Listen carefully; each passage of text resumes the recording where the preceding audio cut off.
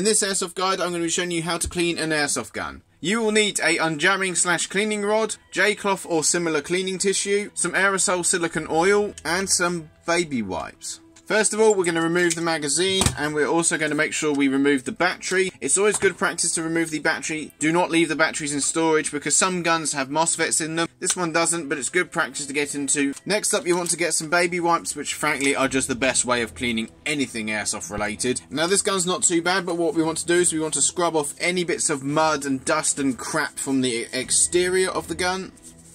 We will also clean around in the mag well, just to make sure that there's no loose bits of mud or grass about to fall into the hop unit. There we are, so we've got that nice and clean. It's a bit wet in some areas, but that's no problem, it will dry off fine.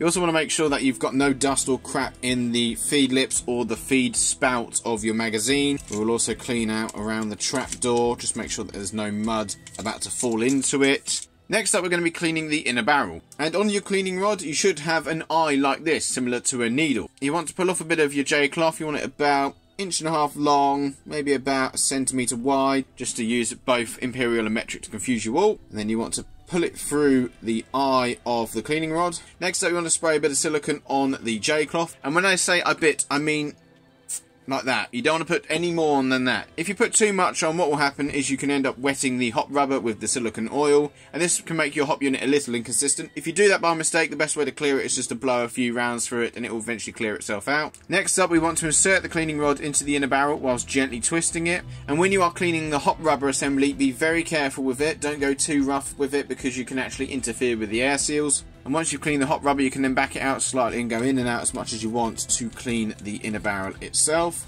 And as you can see, we've got quite a bit of crap on our J-cloth. So now we'll tear off another piece, and this bit will be dry. We won't put any silicone on because we've already got plenty inside the gun. And you want to do this until there is no grime on the piece of J-cloth. Now when it comes to how often you should clean the inner barrel, I don't think you should do it every single time you use the gun. I mean, it does depend. If you are playing in really dusty, dry or muddy conditions, maybe you should clean it a bit more often. But you don't want to go too mad because otherwise you end up with the hop rubber getting covered in silicone.